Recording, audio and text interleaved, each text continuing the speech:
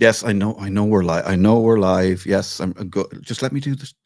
Hello and welcome to Moth News. My name is Keith Walsh. It is Friday. It's 11 o'clock. How are you doing? As Joey from Friends might say. There you go. First political quote of the show. Lots to come on the show. We have a young man called Oscar Victor with us. Besides, we go into him, and Al will be joining us later as well. So let's crack on with our news and brief. So let's start with budget 2026. This week's budget delivers small wins for carers, smaller ones for the squeezed middle, and a big nod to developers. Finance Minister Michael McGrath called it responsible and sustainable. Opposition parties called it responsible for inequality. So lots of people not happy. There's a modest rise for the carers allowance, slight tax relief for middle income earners, and yet another round of developer incentives. Critics will say it does nothing to fix the housing crisis. I mean, you look at what we did with developers and what we gave them that created the property bubble back in the day, which created the crash of the economy. So are we heading the same way? Let's hope not. Catherine Connolly's surge, the presidential race has turned on its head. After Jim Gavin's withdrawal, independent TD Catherine Connolly has taken the lead, although she's not pulling punches. She accused the government of moral cowardice for refusing to sanction Israel over Gaza, calling Ireland's foreign policy a silence that shames us all. And because this is Ireland, a clip that really caught fire online wasn't the clip of her talking about Israel and Gaza. It was Catherine Connolly juggling a football outside a Galway fundraiser, showing serious keepy-uppy skills in a suit and jacket. I mean, I don't know if you've seen this, guys, but this, like, go it's everywhere on the internet. You can watch this. This was so good.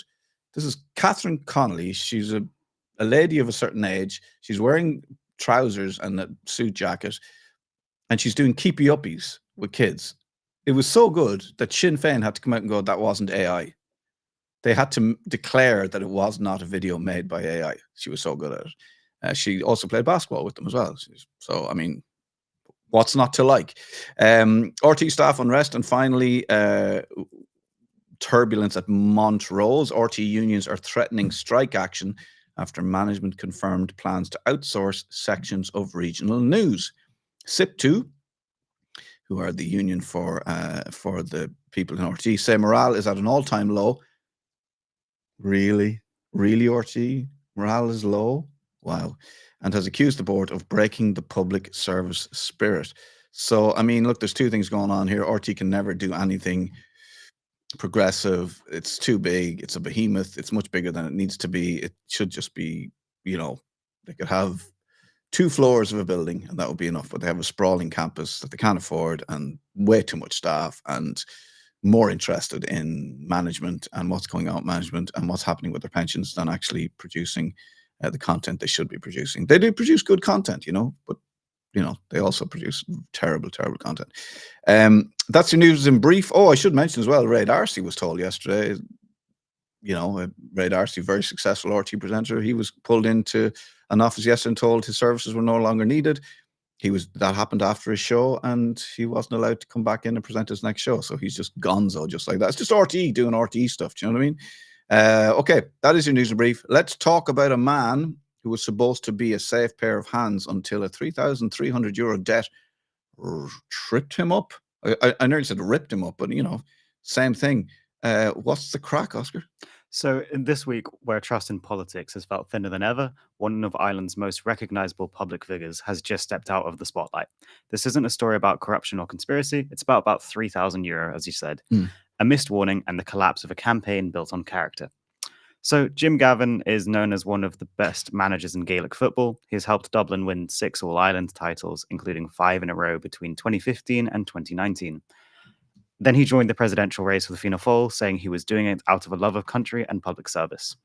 And yet, Gavin, the Gaelic legend, has withdrawn from the race. He calls it a mistake, not in keeping with my character. Not withdrawing from the race is a mistake. No, he has made a mistake, and that's caused him to pull out of the race. Yeah, it's very hard to look. the person is separate to the behavior, right? Let's just get that. So when we talk about character, I mean, no one's judging Jim Gavin, the man, but there was something he did. There was a behavior that he did. And for him to say it's out of character, we're not saying it's part of your character. We're saying, but there was a thing you did, and, you know. And has now caused him to drop out of the race. Yes. So what do you think that Jim Gavin did that was so controversial? Something terrible. Did he make paracetamol causes autism claims? I don't think so. No. Did he sexually assault numerous women? Doubt it. Was he allegedly besties with paedophile financier Jeffrey Epstein? I don't think he'd be. No, definitely not. No. So, according to the Irish Times, a former tenant of Gavin's has claimed he accidentally overpaid more than €3,000 in rent several years ago and was never reimbursed. The tenant provided documentation and sent a solicitor's letter at the time, though he ultimately decided not to pursue court action due to the cost and the fact he was raising a young child. So they moved out of the property, and the direct debit or the standing order kept coming out for another 3 months. They were only paying, like, can you believe they were paying 1,000 for a 2-bedroom apartment? They were paying 1,000 a month. I mean, I think Jim should keep the money. But anyway, so the money kept coming out for 3 months, and then when they told Jim, he went, "Oh, whatever, I'll deal with that." But he never got around. He never did deal with it. And like, come on. Like, so Jim's actually taken the stance that he wasn't told at all. So he said that we've received no documentation of this as 16 years ago in our records. However, he was stated as saying he's looking into the matter, which in politician speak means I'm not looking into the matter. Yes. Allegedly. Well, there's a famous phrase that you won't be aware of, but from history in Ireland, on mature recollection, which is when a politician had said something and then on mature recollection realized he had said the wrong thing, i.e. he misspoke. Oh dear. Told a lie. But on mature recollection, he realized that he had. So Jim Gavin could have used the on mature recollection line. Maybe, but maybe he's tried to do something decent. Yeah. Who knows? That did cause the downfall of that politician who said on mature recollection. So maybe he was right not to carry on. Well, not so great for him then. So I just want to go back over that figure there. That's about £3,000, €3,000 even. And that tenant has been trying to claim it back since 2009. So that's well before Gavin became a Gaelic legend. So you'd think, given his public salary and a high-profile success, he might have paid it back before running for president instead of afterwards. But I mean, like it's a small thing. Like, just tidy up. If you're running for president, everything, you cannot have even a tiny little skeleton, even if it was just there from Halloween a few years ago. Take that skeleton out of your closet and either show it to people or put it in the bin, like own up to it. Don't go into a presidential race with anything in your closet. You can't have anything. So, as I said, Gavin says he was unaware of this dispute, and Fianna Fáil sources have told the Irish Times that Gavin was asked multiple times during the candidate selection process whether there'd ever been issues involving tenants. Gavin's withdrawal marks a dramatic fall for a candidate once seen as a front runner. Yeah. No big scandal, no big smoking gun, just an unpaid debt, an unanswered question, and a campaign built on integrity that cracked under pressure. So this guy's name is still on the ballot because they've already printed. So the ballot's already printed. Yeah. His name is still on there. And what, we don't have time to get his name off the ballot? I don't know how Irish presidential proceedings work. So I'm going to hand over to you because some people have mentioned that they might want to spoil their ballot. So we're not urging you to do that. We're just saying if you wanted to spoil your ballot, this is what it would mean from a true Irishman. Well, I mean, no, it's just a thing that if he's there, that people are saying it's more likely that people will be encouraged to spoil the ballot because it's kind of farcical. And in a way, it's just kind of typical of our country at the moment and our government at the moment. Everything they do turns to shit. You've heard of Midas. This is like the exact opposite to Midas. Like everything they do turns to shit. Even their squeaky clean presidential candidate has already withdrawn. And now we've got these ballot papers. I mean, there's only 2 candidates left anyway. We got these old ballot papers because they haven't got time to reprint them, apparently. Like, have they ever heard of, like, those printing shops on the front street? They could do it in an hour. Yeah, easily. Like, it wouldn't take that long. Yeah, one of these. Snap print. Snap quickly, quick print. Just go to Snappy Quickie Quick Print. They're in the Snappy Quickie Quick Print district in Snappy Quick Land. In Dublin. So they can't reprint them. That's not a thing. So people are going to go in with 3 names on the ballot paper. And already there's a call to spoil the vote, because what lots of people want is this to be scrapped completely, start again. If I was you, I wouldn't start from here, etc., etc. And you can spoil your vote, I presume, by just like, writing a smiley face, or, what people are worried about is somehow mistakenly given, votes, second preference votes to a candidate they definitely do not want to be president. So just be very careful. Only mark one box. So just mark the person that you want to be president and don't do anything else. If you want to spoil your vote, draw boobies in the boxes. Draw a little willy in the boxes if you want. That would be spoiling your vote. Or write down, I do not agree with this election. So it'll be interesting to see what happens. But a lot of people want this whole thing to be scrapped and start again. Yeah, a lot of people want to start again, and a lot of people are annoyed, and a lot of people may or may not go out and protest. Yeah, there may be protesting. There may be protesting. Probably not over this though. No, but the Irish aren't great at protesting. Well, I'm not encouraging anybody's protest. No, we wouldn't encourage people to protest. If you do protest over something, do it because you want to. Yes, of your own free violation. Yeah. So we've seen a lot of protests this week and last over Gaza, which is a good thing. So let's say spoiling your vote wasn't quite enough. Well, in Italy, people thought the same, and they went out and protested. And according to their government, they just wanted a lion. So here's what actually they wanted: not a roar lion. No, a lion. A lion. So they went out and protest, and the government said, "Oh no! That everyone just decided to have a lion that day." Yeah, brilliant. 100%. Absolutely brilliant. So, is the Irish government running Italy at the moment? No, not as far as I know. It feels very Irish. So here's what went down. On Wednesday, Israel blocked a flotilla carrying aid to Gaza. Within hours, protests started popping up across the country. Not one, not two, every single day. On Friday, the unions called a general strike. Organizers say more than 2 million people turned out. The Interior Ministry says it was only around 400,000. Oh, yeah. That's because people can't count. Like normal people, normal Italian workers, fathers, mothers, grandparents, they can't count. They're thick. So at least you've got your ministers and your government to say, sorry, guys, that wasn't 2 million. That's only 400,000. No. So it's basically... You're thick. It's basically like the population... You are a ticca. Stupido. Yeah. Sorry. So it's basically like the population of Florence turning out on the streets. Totally normal. Nothing to see here. That is according to reporting by The Print. And how did the government respond?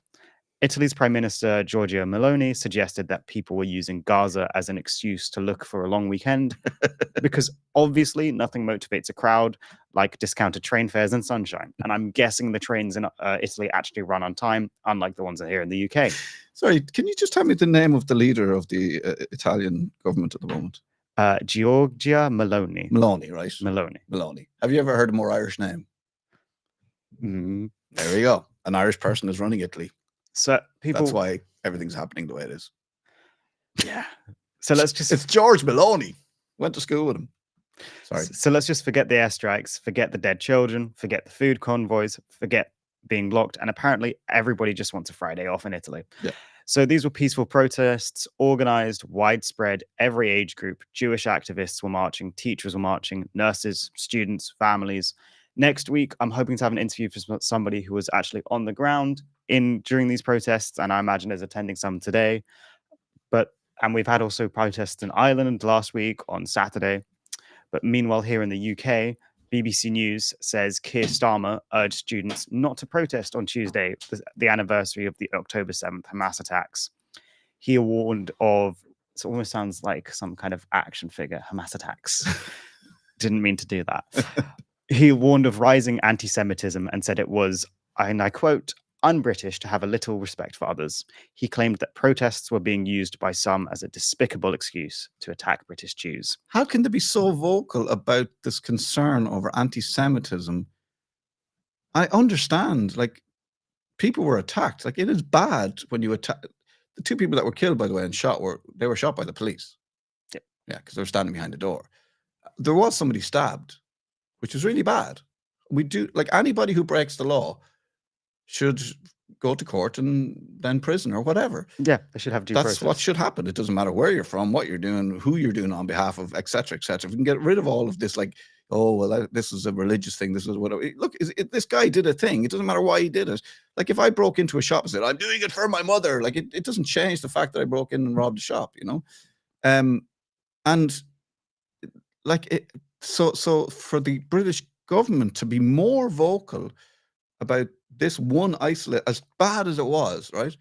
More vocal about that than literally thousands of young children and adults being killed every day in Gaza is despicable.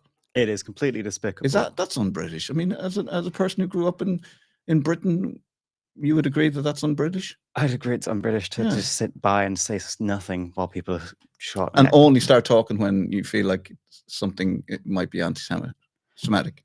Yeah, it's just anti-Semitism. Anti-Semitism. And I just want to be real here. Look, anti-Semitism is real. It is dangerous. It does happen, and it must be challenged everywhere it exists. Very difficult to say as well, which annoys me. Anti-Semitism. Yeah, as any form of racism should be challenged as well. We need to live in a society that's fair for all and for all. But let us be honest: protesting genocide is not anti-Semitic. It is necessary. Yeah. So a little bit about how the situation is in Gaza at the moment. So there's a ceasefire. Yay! In theory. So Trump's put out a ceasefire, saying that he's kind of sorted everything out. There's plans to release hostages on Monday next week, as far as I'm aware, and they're withdrawing to the yellow line. That's the IDF. Yeah. However, as of Thursday night, so last night, people are still being bombed and people are still being shot. Okay, but you're a Hamas apologist now, aren't you? No, I'm just saying. Are you sure people are being bombed? Eyewitness accounts on the ground from Al Jazeera this morning. Well, okay, we'll take your word for it. But there's a ceasefire. There's a ceasefire. It's just not ceased fire. It's a non-ceasefire. No, it's just a little bit delayed, apparently. And I'm sure. Well, I mean, everyone just decided to have a lie-in. No. And right, so if you are planning on protesting this week, right, we want you to do it safely and of your own violations. If you want to protest. If you don't want to protest, don't protest. But it's important that our moth viewers, if they do protest, it's important that they're safe. Yeah, so we don't want you to just have vibes and slogans. We want you to keep yourself and the people around you safe. So the stuff that I'm going to be reading out comes from Amnesty International and the Human Rights Campaign. So these are two organizations that have done work so you don't have to Google how not to get tear gassed outside the train station. Oh, God, I'm sick of Googling that.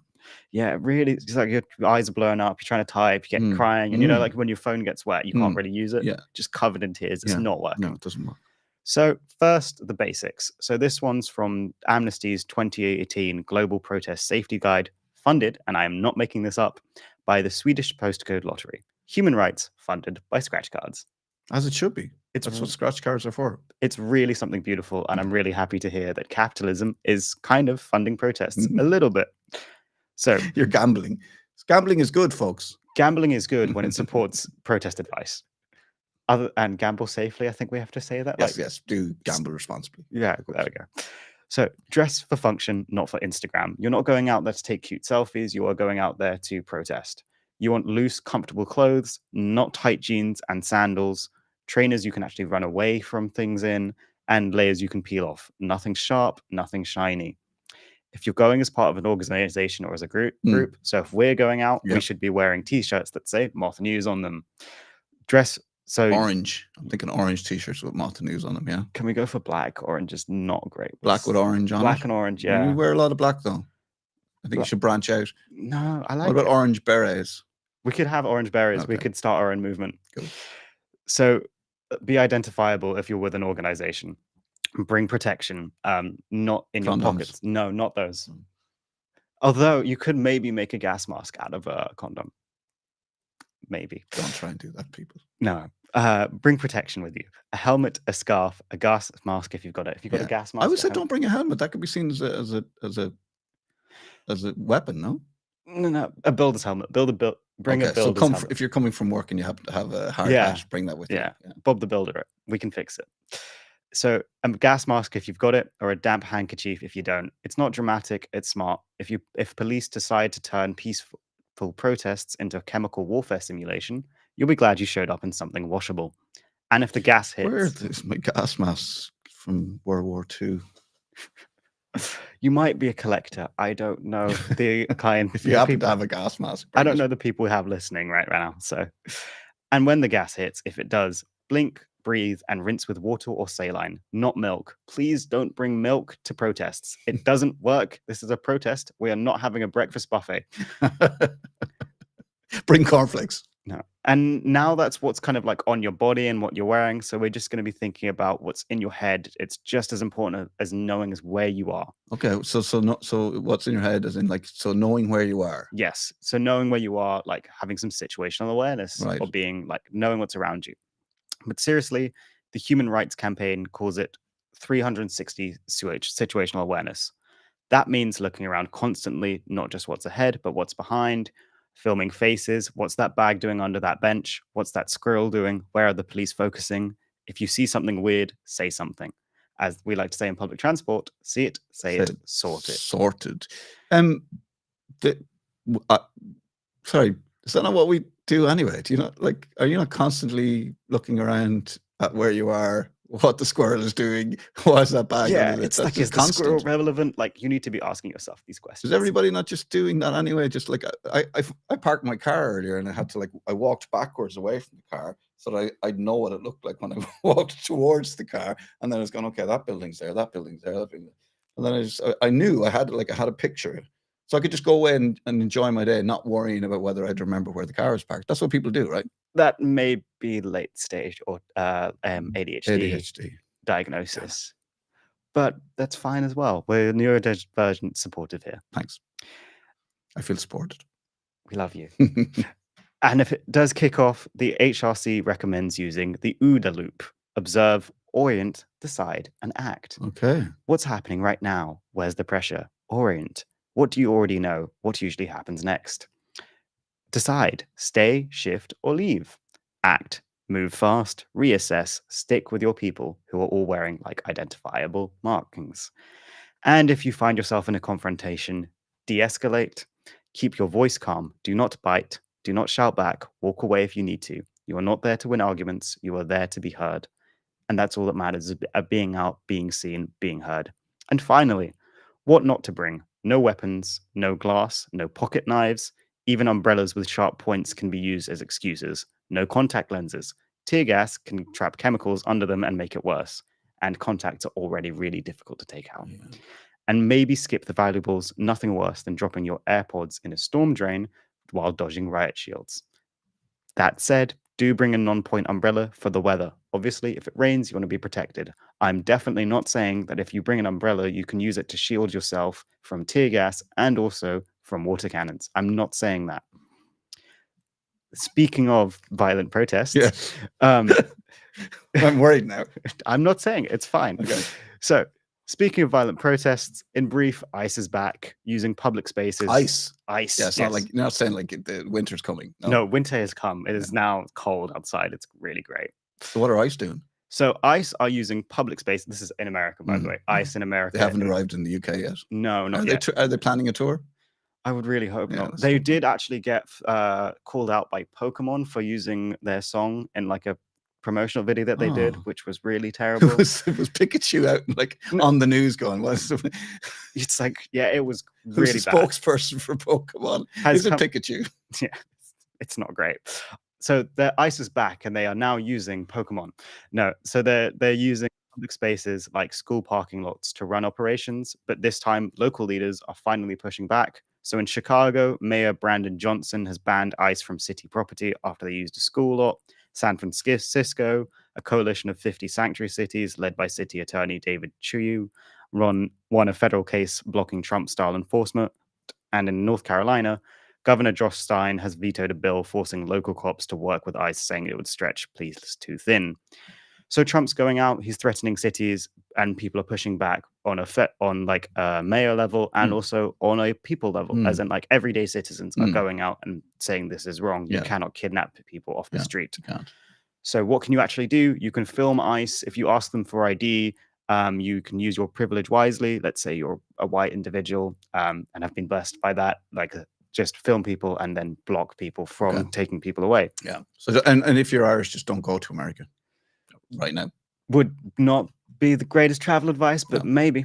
So that's kind of how it is in the US at the moment, with ICE having some pushback, and we'll try and update you as it happens. This is an evolving situation, but It's an now evolving situation, yeah. I'm going to hand over to Keith and Al for some stuff closer to home in Ireland, where we're going to be looking at the budget. Budget, yeah. Thank you very much. Do you want to do your little sign out? Yes, Oscar Virdee for Moth News. That's your camera there. See this the one on the right. Say it again. So Oscar Virdee for Moth News. It was that one last week. Well, just can't get the staff. No, honestly. The thing about, I just want to say one more thing. The thing about what Trump is doing that people should be aware of is he's sending ICE and the federal, he's saying the army are going to be taking over the streets. It's only Democratic states. Yeah, it's only the Republican states are fine. Any state run by the Democratic Party, that bad. That's what he's doing. Also, he's declared a war.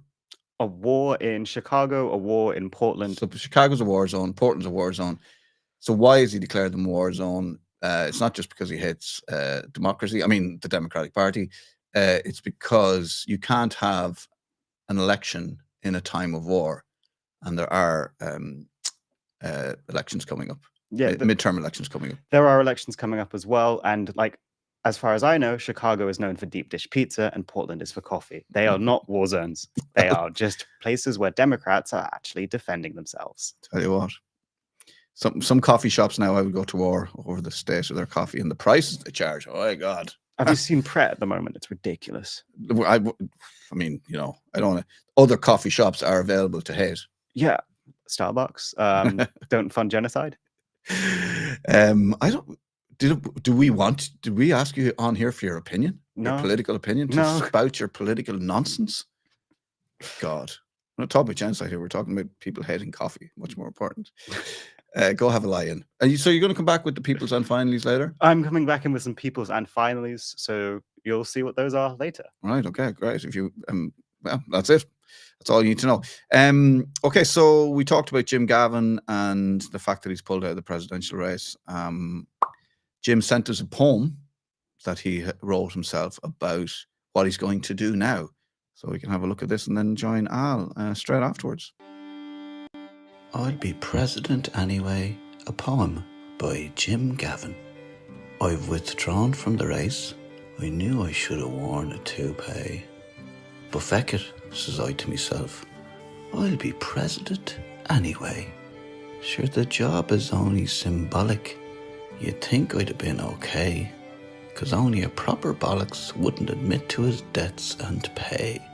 I'll stand just at me front door, give one royal wave a day, then head back in for me dinner.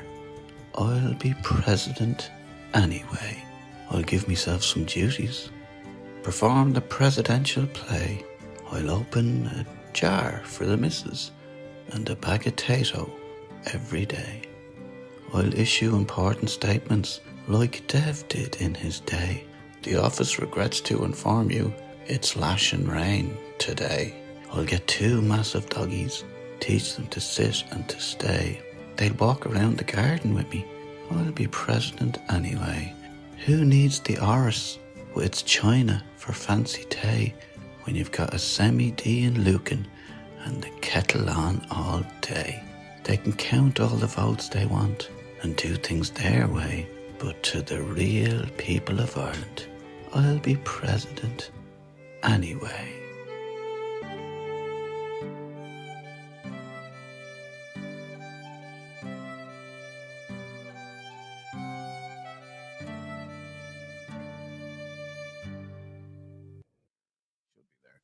Hopefully he's there. Hello, Al. Will you be not voting for Jim Gavin in the upcoming election? Poor old Jim, huh? Didn't win the 7 in a row. I think, yeah, that's. I mean, let's just talk briefly about that. Welcome home to this side of the world, by the way. I'm not. I'm still in New York, actually. Are you? What? So it's still, so is it 5 a.m.? 6:30. How's everything over there, stateside? Good. Yeah. Look, I just I feel compelled to interject. I know you guys have been chatting. Yeah. Interject just there. Bring some objectivity to it. I see quite the opposite, man. I see things are, settling extremely swaying towards the place has never felt so safe, to be honest, man. Like I know there's a lot of media coverage and a lot of stuff kicking off, but I'm not seeing it here. I'm seeing that the people feel a lot safer, that there's a crackdown on illegal people getting into the country, and everybody who's here and is here with the proper paperwork and intends to be here for a long time to support the country is feeling a lot safer. So I'm giving balance to it. Are you hearing stories about people, industries suffering because they just don't have the workers anymore because they've been sent home? I mean, I'm not. No, I'm not. Not from the people that are genuinely trying to get work here and trying to move here. Yeah. I know there's complications with visa applications and stuff and charges. Yeah, are you concerned about anything about the way Trump is behaving? Genuinely, Keith, I'm not. Well, I mean, I suppose you're there and you're feeling it and you're seeing it, and yeah, and I've been coming here for a long time, right?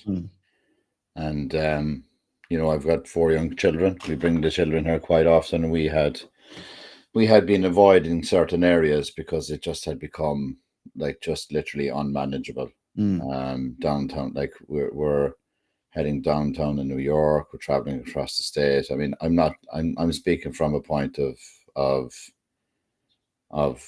firsthand, right? And look, I'm just nervous when I see legacy media and mainstream media blowing stuff up. I start getting very concerned. Why would you say they do it? Like, why would they be doing it? Like, why would they talk negatively about what he's doing? Like, what's the reason behind it? I'm just not comfortable when it happens because I'm not seeing it. Like I've gone from New York deep into Washington, Virginia, DC.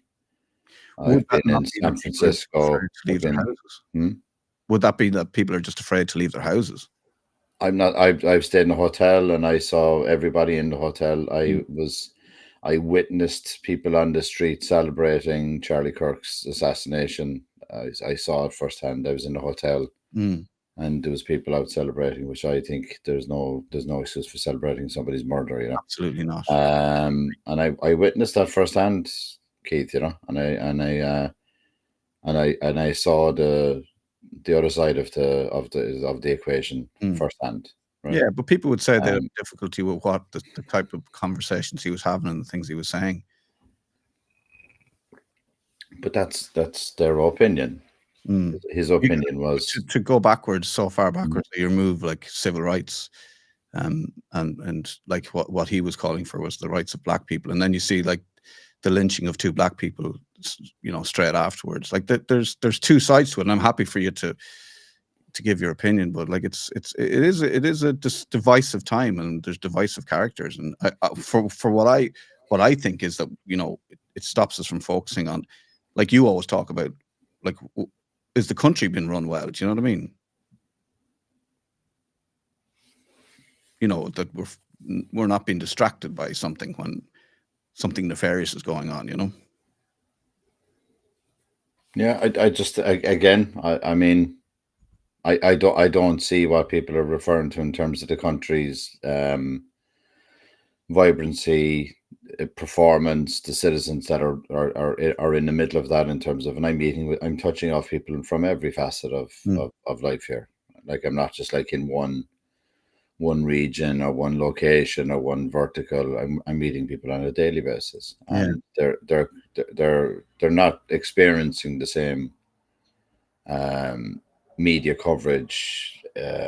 So what we're seeing internationally isn't actually what's happening on the ground in the States, is what you're saying? I don't think so. Yeah. I don't think so. Interesting. So what do you think then about closer to home with the elections? Yeah, we're getting into interesting territory with the elections, the budget. I was quite shocked at the kind of speed and the expedited process of Jim stepping out, right?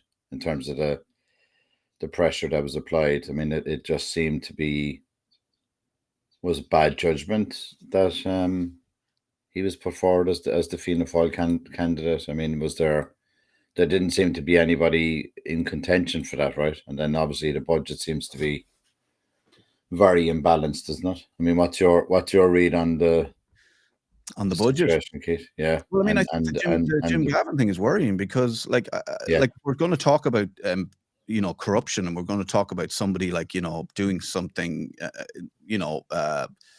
that they shouldn't have done, or politicians owning up to having a property or a debt. Like, it seems like this was fabricated because they didn't want him to run in the elections anymore, or he didn't want to. Like, it doesn't seem. It seems a bit odd. Like, it seems off. There's more. As a friend of my mother's used to say, there's more to that now. It just seems off. And also, like, you're looking at Fianna Fáil and Fine Gael, and you're looking at the government parties, and you're going, everything they touch turns to shit. Like, they can't even organize a presidential candidate. No, it just makes a fucking mockery of us, right? I mean, it's just like, when you see our buddy Bernard Brogan coming out, getting pictures of him taken, going up, putting up posters, right? And then, was it a couple of days later, he must be thinking to himself, everything he touches at the moment is turning to shit, right? It's like, he's been working with Jeff Leo, that's gone into liquidation, his name is up there, and then he goes out back, and this guy, I mean, I just don't see why the guy was put up into that position in the first place anyway. Do you know what I mean? Like, he's not a political guy, right? He's obviously from a different background, and he was, I think he was kind of set up to fail. I don't see any other way, right? Yeah, but you wonder why. What's the reason? Can you see, so, like, there's going to be 3 names on the ballot, one of the people that isn't even up for election. Can you see us heading towards just scrapping the whole election, starting again? Do you think that's a possibility? I shared some kind of footage with you, right? I was trying to corroborate it. It only came in last year or so. So yeah. I was trying to validate, is it even correct, or is it just another bullshit media problem, right? Where, it's very hard now to determine is the data correct, incorrect, right? Yeah. As the conversation we just had, like, there's so much. 2 sides. There's 3 sides to everything. Yeah. Like, you have AI generated footage. You've got, like, it's just, I kind of fear that we're heading into probably the worst periods of time for data and fake news, right? But when I look at it as a process, you've just correctly said it. It's a total shit show. Yeah. So, and if you were in a situation where this occurred, I'd say, in a different time, right, there would be a pause, reflection, and to look at it from the people's representation perspective. Yeah. It's kind of like, I'd imagine in my mind, a lot of people would block their eyes and just like, who do I fucking pick? Fuck, I'll just like, remember that years ago, you kind of throwing the dart blindfolded or something. Exactly. Yeah. I mean, there's nobody there compelling, right? Yeah. You're just worried that it's not actually a proper election race. And like, I think people have probably lost interest at this stage. And, I just wonder, and I think maybe we just kind of start again. Also, you sent me this. Do you know this chap? Interesting. No, that's the saying. I didn't corroborate it. Yeah. So this gentleman, it's Boyne News is what he's called. What he's saying. Yesterday, which was Wednesday, the 8th of October, when he put this out. This is Boyne News saying that Niall James Byrne summoned Simon Harris with a plenary summons, a motion of notice, and an affidavit, and it was filed in the High Court. Could we see a potential rerun of the presidential election? So what this man was saying is that basically what the government are doing is unconstitutional because, we don't have a say in who's nominated, who gets to run for president. It's just like it's decided for us.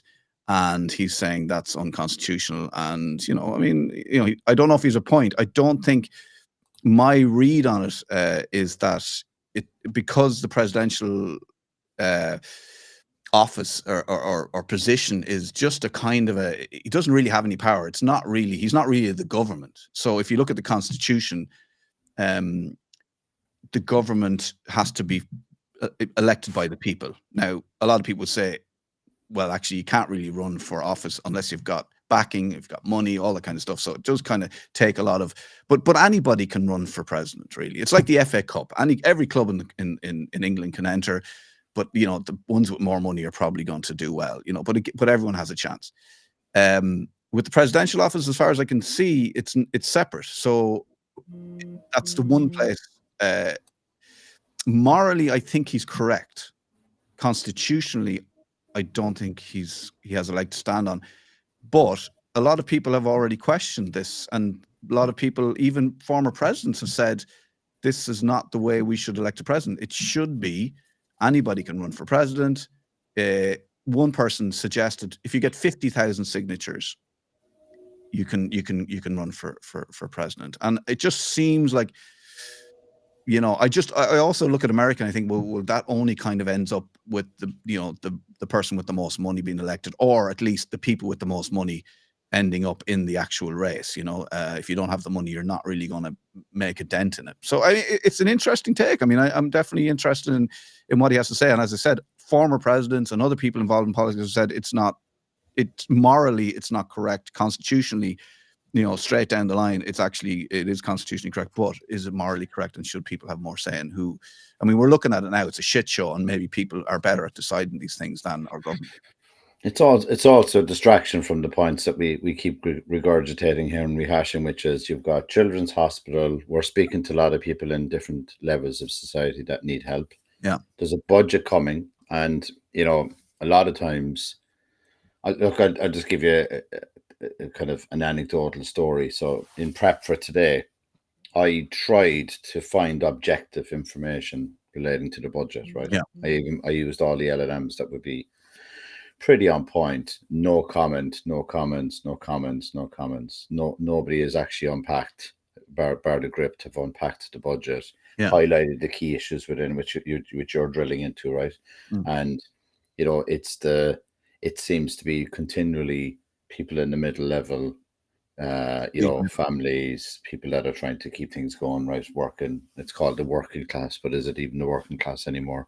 Working class, when I was growing up, could afford something, right? Now it's kind of like, fuck it, you can't afford anything, So I think this is a distraction from that. But I think looking at it from a kind of a 50,000 foot view and say, right, okay, what is the fundamental issue that's been highlighted?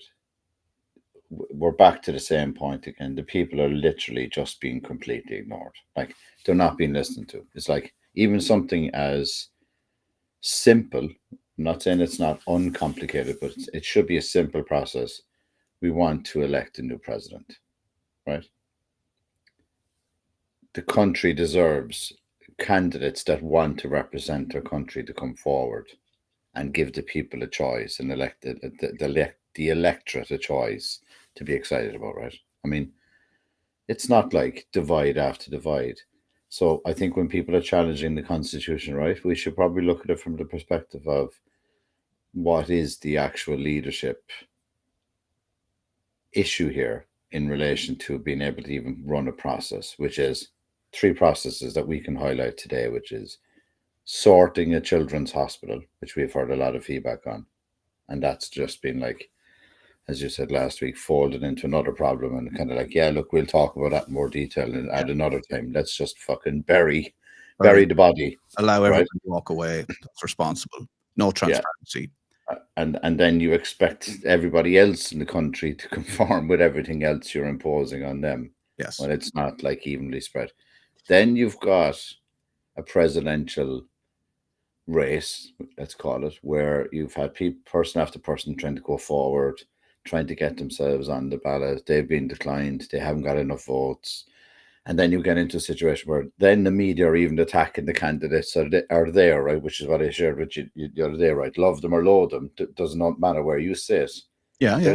They're attacking the people that are actually on the ballot paper now as well. I mean, it just leads me down the path of like, the mainstream media and the leaders just have no class. Do you know what I mean? Like, and I don't know if you're watching the House of Guinness at the moment, right? You know, like every second person I meet over here is now either 20% Irish or 80% Irish, and they're all watching House of Guinness and they're winning. And look, honestly, I know, look, in the times of where we're talking there's a lot of great stuff going on, but like the love and the passion towards the Irish over in the US is just unbelievable, you know. Like, oh, I love you guys. I'm Irish descent. Like if you just think of think what Ireland did before, we created the largest brand in the planet, right? Which was Guinness, and the harp on it and the pride in the country. And like what I love about it is that if you think of the concept of Guinness, it actually united everybody kind of accidentally in one love of something, right? So everybody loved something, right? It was and it didn't matter if you were loyalist, unionist, fucking Protestant, Catholic, Irish. Even the Brits loved the Guinness. Everybody well, the Guinness family were descended from presidents, right?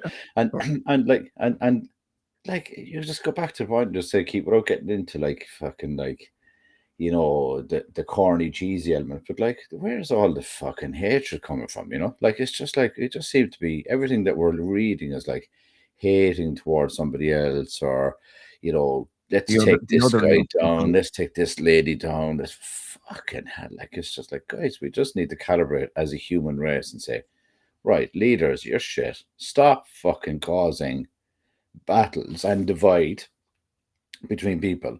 Stop treating people like fucking idiots and putting them into a poverty situation. Like I think the budget that's incoming needs to be ripped apart, dissected,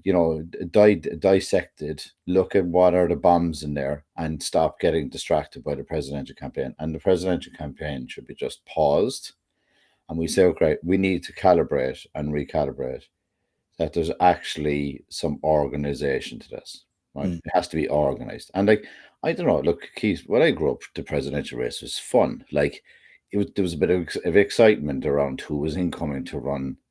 Yeah, we all remember Mary Robinson being elected and how iconic Mary that was. McAleese, and like, you know, and remember Dustin the Turkey threw himself at the ballot for a bit of crack, right?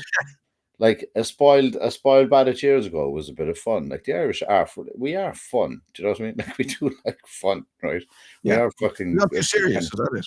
We all think we're comedians underneath it all, right? So like, where's the fun in these fucking things gone? You know, it just turns into like shit show after shit show. And I saw the Gardaí arresting people for asking questions, and like no matter where you sit in any country, that's fucking unacceptable. You know, like you're going through like the Burke family asking questions. I mean, come on, where is the logic going to fucking prevail here? You know, it's like I think it's time to pause. I would, you know, strongly suggest that we start calling on people to get back to fucking humanity. You know, like that's my biggest concern. Like, the one thing we spoke briefly about protesting, and the one thing I would say about the Children's Hospital, and I don't think the parents I think we're stuck.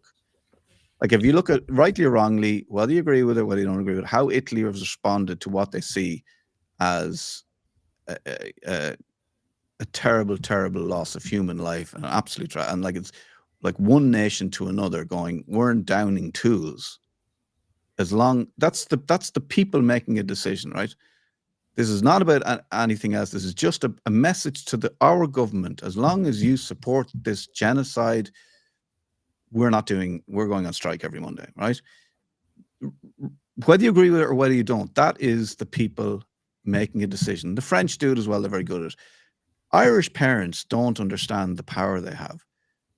The shit show that is the CHI, the waiting lists, the operations that have gone badly, the operations that have happened that shouldn't have happened, the bits of springs that have been put into children that shouldn't have been put in them, the fact that there was like 75% chance of infection in hospitals in Ireland, and they went ahead with the operations, and they didn't tell the parents of, like Eve Harvey's parents, they didn't tell the parents there was a 75% chance of infection. When you look at the UK, there was a 1% chance of infection in a hospital in the UK, and they shut it down for 6 months until they sorted it out until they got to the bottom of the problem. That's how it went. So Ireland, so everybody, every parent in the country has been affected by how hospitals, the CHI, the HSC are behaving. We don't have a children's hospital. We put bags and bags of money into like at this stage, instead of bricks, they're just using cash. It's an absolute outrage, and parents do not think that parents need to unite. I would say parents don't understand that if every parent in the country decided on Monday to not go to work, or to not do the school run, or to not take the kids to creche, or to not go to the office, or to not do the shopping, but just did nothing for a day and said, we're going to do this every Monday until we have answers, until something happens, until the children's hospital until we have something concrete without this, non-transparency nonsense. The parents of Ireland need to do that general strike every Monday, down tools, and you will see how quickly things get resolved. And that is the power the people and the parents of Ireland have, that we don't realize because we're stuck. We feel like we can't do anything. There seems to be a lack of patriotism in Ireland, right? Which is, we're and look, again, in balance, this is going to be, opinionated. But when I grew up, it was like you had your tricolour with the harp, which represented the country, and that was I don't know, was it gamified in Netflix or not, but the Guinness family was in it. They marketed that. Is that part of the fictitious part or the true story part? I don't know. I'd have to corroborate it, but it is a place of pride, right? And I've seen lately people taking down Irish flags, getting rid of tricolours. That's another bone of contention, right? When you go back into Ireland's history, we're the only country, or one of the only countries that have a less population than the 19th century, right? Which was by emigration and obviously by the famine in 1847, right? Okay. And when you get into the facet of the trauma that's in Ireland in relation to, we just seem to be continually getting fucking steamrolled and we're doing it shafted. ourselves. Yeah, but we're doing it to ourselves because we're not dealing with the traumas. We're not being honest about it. We're not being honest about what happened we're not being honest about what's happening in care homes right now. We go back to the laundries. We're not being honest about what we did then. We're not being honest about what the church did. We're not really talking about the famine. We're not talking about what happened when people went into mental hospitals. We're not all of these things that we have buried. You cannot bury that stuff. That stuff does not go away. This transparency issue we have, this thing of not talking about stuff, this thing that it goes right down to the heart of Ireland, in the 1980s, whatever happened in the house stayed in the house and you never talked about it. This secrecy, non-transparency, inability to talk about what's actually happening is a trauma, and we cannot move on until we start being a bit honest and having a good. But Keith, that's not surprising when we've seen the treatment that people get, and I've seen it firsthand by the mainstream media. If you're a whistleblower, the treatment you get, the lack of legal representation, the balance. So that's not surprising, because it's kind of like you stick your head up over the trench in Ireland, you get your head fucking blown off, right? Yeah. That's fact. And I'm saying that from my experience. I've done that. We fought back, and you saw what happened, right? And I'm going to continue doing it. That's why we're doing this. So I think that the starting point is, and look, maybe this is the straw that broke the camel's back, or because there is starting to be rumblings of people now starting to challenge the constitutional right. But I think that's if that was in any other country, right, as you said, in Italy or others, they'd all come together in the collective to say, right, okay, we've got local matters, there's macro matters, and there's micro matters, right? Okay. We seem to be fantastic at fixing everybody else's problems except our own, right? And, when you look inward and say, right, but where is the people on the streets protesting against this campaign? Where are people on the streets protesting about the treatment of whistleblowers? Where are the people protesting about the treatment of Children's Hospital? A kid fucking died. We had the parents on, where's the protest? Where are people saying this is enough? Just at a local level. And I'm not anything got to do with war, and you know I've said this from the start, is I'm apolitical. I don't get involved in what these guys are doing behind the scenes, but like killing kids, killing people, it has to fucking stop on a global level. Just has to stop. That's it. And like, where is the concept that this is unacceptable, and where is the concept of this is the hatred is not going to generate anything. There's nothing going to come of hatred, and hatred takes many forms. I don't like what that person is saying. I don't like what that person is saying. I'm going to fucking kill them. They're going to kill me. But on a day-to-day level, what we have to drill into is, and look, Keith, this is where we have to kind of call on people to confirm this, because again, what I'm saying is we're in the worst period of data. My understanding is that people are really struggling in Ireland from a day-to-day perspective. Yes, it's true. From an affordability perspective. Like, you know, I'm listening to family, friends, relatives, they're really struggling, right? And they're struggling on a day-to-day basis. That, like, I'd imagine, Keith, a lot of people are looking at this kind of saying, I don't even give a shit who's the president, right? They're just so fucking demotivated by the whole nonsense that they're just stepping aside and saying, I need to concentrate on my day to day, right? Yeah, they're too busy with I mean, you're talking about hidden taxes as well. You're talking about, like, you know, you're getting into all sorts of, you know, water taxes, paying for water. Like, they're too busy paying the bills and trying to spend time with their children and that is the ideal scenario for a government that wants to just do whatever they want to do without being questioned. I thought you summed it up really well in terms of you've got healthcare, education, support for families. Yeah. The delta then where developers are getting breaks because we need more houses. But this point is, as soon as they build the houses, the people can't afford them anyway. So like they're not being able to fight it. It's not like it's just fucking bonkers stuff. It's like, okay, can we sit down and just say, right, what is the economies of scale here, right? If you work in a country and you want to have a family, or if you choose not to have a family, or if you choose to go a career, at some stage in that pyramid, you should be able to afford to live in the lifestyle that you want, and it should be achievable. Yeah.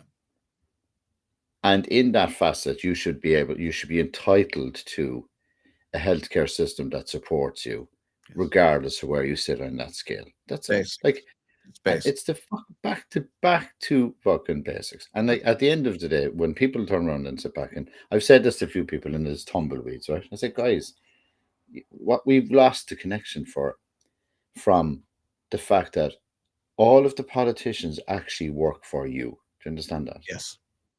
Like, you're their employer. Just think of the role reversal. Yes. So if the person's not doing their job, and I've said it openly, as you know, in the studio last night, just sit down and say, guys, I'm not going to vote you, and I'm not going to vote for you again. Yes. And that's the only language they'll understand. Or we can go on strike. You know, we do have power, and like, you know, they'll be happily wait for the next elections because people will just are so apathetic they probably wouldn't even vote in numbers anyway.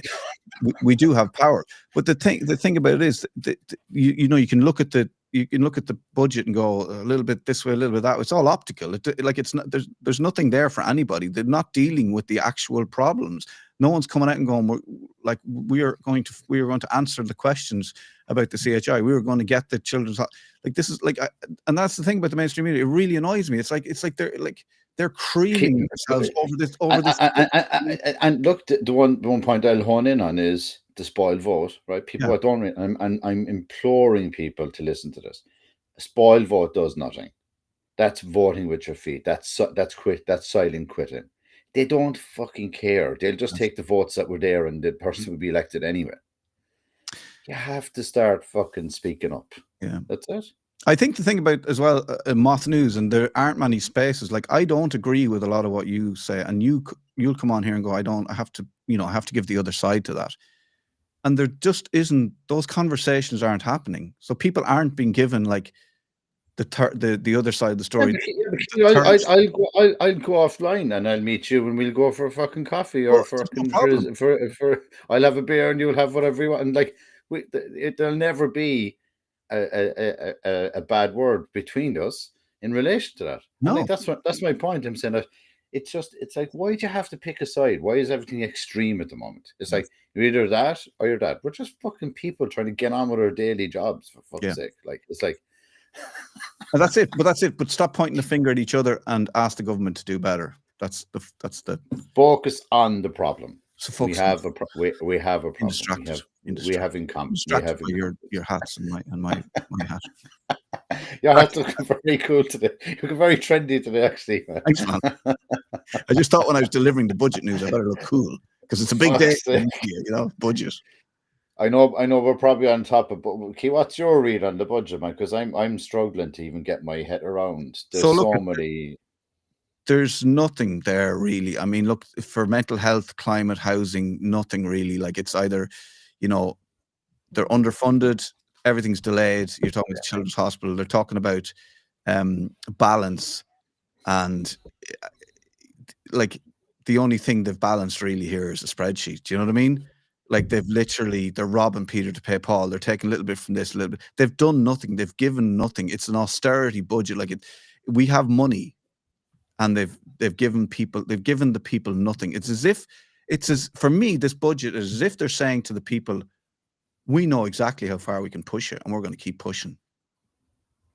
We know you'll do nothing, and we're going to keep pushing, and we're going to keep taking, and we're going to keep giving you nothing, and we're going to make life more difficult for you, and we're going to answer no questions, and we're not going to be transparent about anything, and we know we can get away with it, and we're going to keep doing it because this was a nothing budget. And if you talk about Jim Gavin, dropping out of the presidential race over $3,000 that he says he doesn't remember or whatever. $3,000, it's nothing. Like, come on, that's not a controversy.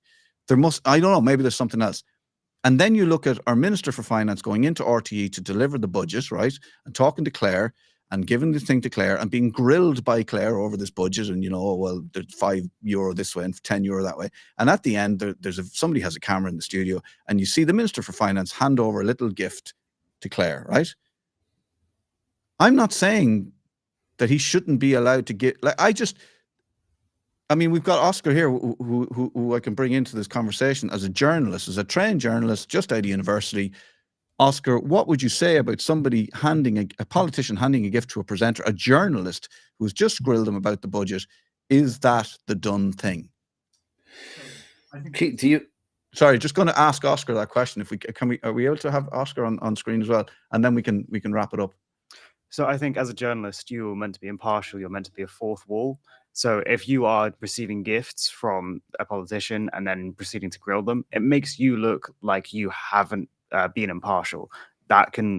Some would then argue that you've then been bribed. I'm not making that claim. I'm just saying it looks wrong. Like, when I'm interviewing people, I don't buy them a coffee or something because I don't want to prejudice them at all.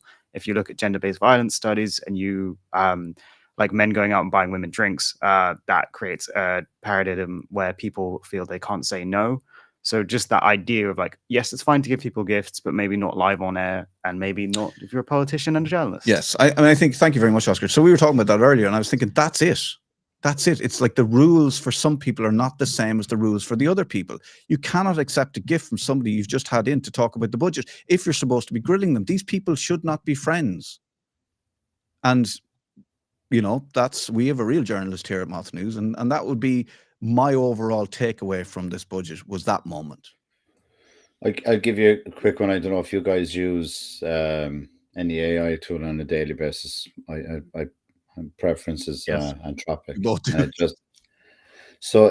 There's zero commentary. The only one that I could pick up is the Gript in the journal, right? Yeah. Okay. That's not to say there isn't anything else out there, but this is not freely available, right? Right.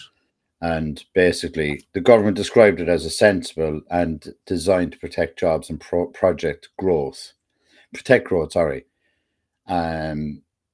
While opposition members criticised it as disappointing, with ordinary people left in the cold due to lack of distinct cost of living measures and no changes to personal tax, income tax.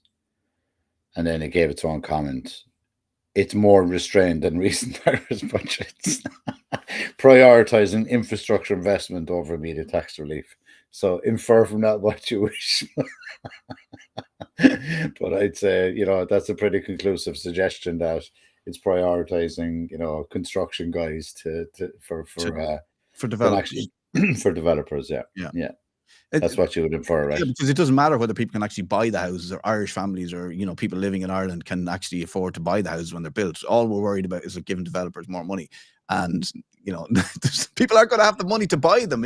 It's so ridiculous, and you know what it is? The budget is a microcosm of the government in general. It's a show. It's a play. We're here playing government. Hey, look at us. We're on the radio talking about moving the budget, and that'll be the headlines, and that'll be the front page. And we're not talking about the Children's Hospital.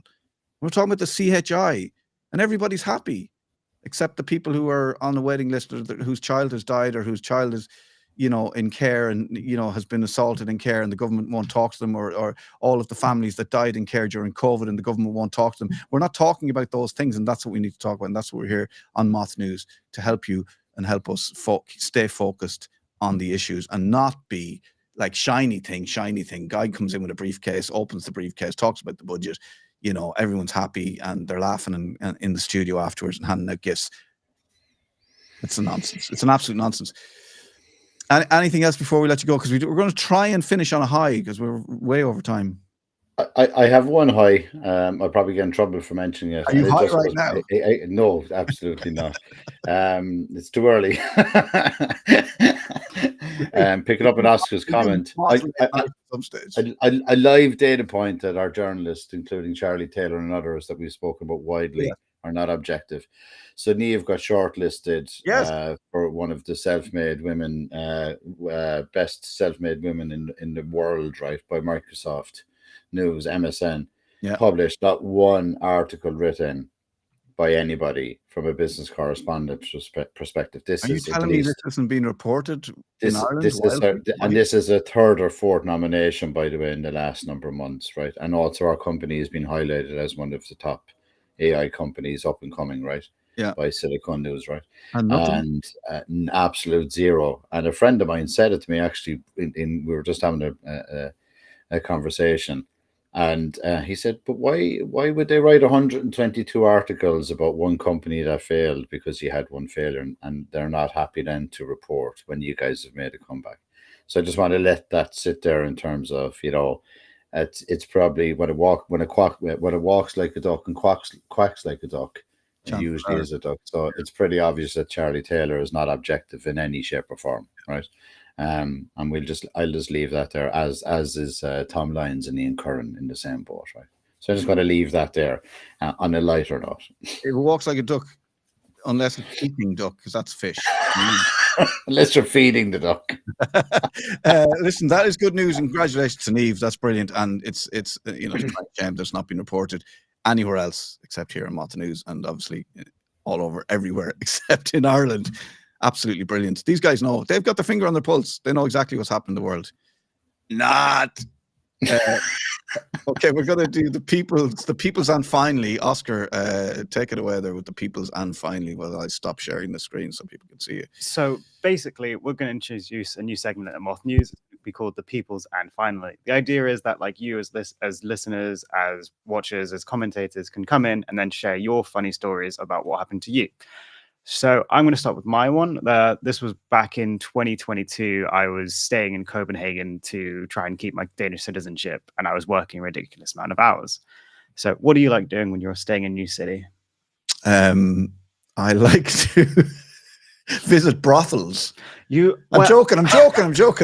Sorry, just ruined his punchline. Go ahead. Is that even still a thing, Keith? So I wanted to go sightseeing, and it turns out that in Copenhagen, they don't have a brothels. They have a red light district. I wasn't looking for this. It just happened. Yeah, right. So on one side of this main central train station, you've got Tivoli, which is a really great theme park. I really recommend people go there. And then on the other side is my way home. And normally I get the metro, but I was feeling adventurous, so I decided to walk. So I start walking down the street, and then I was trying to make friends at this point. So a lady waved at me. And I was like, yay, a friend.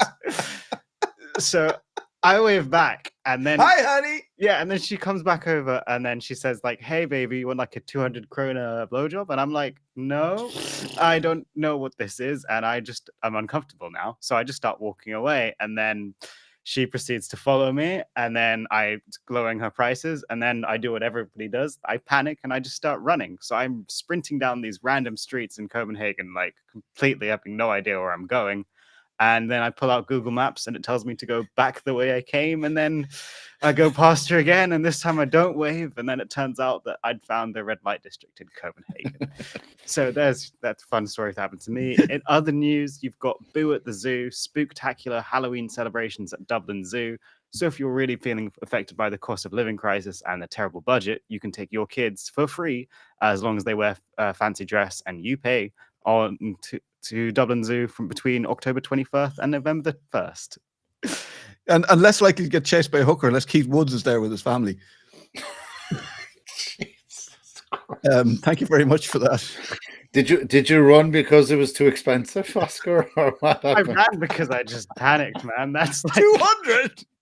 I had no idea what was going on. I've seen Good Morning Vietnam. I don't know, man. I don't know, Oscar. We'll have to corroborate that story because it's kind of like you go back that direction. Yeah, I don't know, man. I'm not sure. Because Google Maps sent him that way. This is like the Little Britain bit where he goes, and I was in the gentleman's toilets, and my trousers fell down. And while I was trying to pick them up, the gentleman was trying to help me. His penis fell into my bottom, and that's when the photographer entered. And I would like to so that section is not called the People's and Fine. It's called True or False. Is Oscar telling the truth? Do get in touch with your votes there. He sprinted away from this altercation and took 3 lefts and ended up back in the same position again 4 times. I just have no idea where I was rerouting. He just kept going back, hoping the price would go down. Surely as it gets later in the evening, cooling off period. Oscar, you'll have to pump that story up, man. I ran away from this individual in a circle, and I coincidentally ended up in the same position. I somehow managed to have to run away from her 5 times. So this is the whole point of this segment. It gets people laughing, and you come back at the end of more news and you take the piss. So send in your stories as well, please. Very good. God, It's a great story. Al, thanks very much. Get back to New York and enjoy, and tell all our pals over there we said hello, and bring us back a stick of rock, yeah? I will. Take it easy, guys. Take it easy. All right. Bye. Keep it classy. Bye-bye. I don't know about that. We lost the class already. The class is gone. Right, that's it. Thank you very much. Very successful. Very, very widely difference of opinion. Yeah. How are you feeling? You okay with it? Are you in? I'm happy to have everybody have a different opinion, as long as you're not being violent with your opinion, because that's the key. Yes. Have your own opinion. Don't be violent. Yes. Don't punch people in the face with your opinion. That's it from us here on Moth News. We'll see you next Friday. Sorry to the guys here. We've run over time by 12 minutes. But thanks to the guys here in Brown Bear. They always are very understanding. I'm going to blame Al. I didn't expect him to talk that much. You know what I mean? And his picture was really clear and the sound was really clear. And I just couldn't find a reason to not keep talking to him. See you next week. Have a great weekend.